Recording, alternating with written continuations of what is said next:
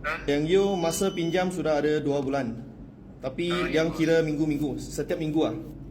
Ya bos, setiap minggu kena bayar. Satu minggu bayar berapa? Ha? Satu minggu bayar dia orang berapa? Satu hari 70 bos, satu minggu kira 350 lah. Satu minggu 350 bunga saja. Bunga. Hayu. Itulah bos, saya minta tolong macam mana tau.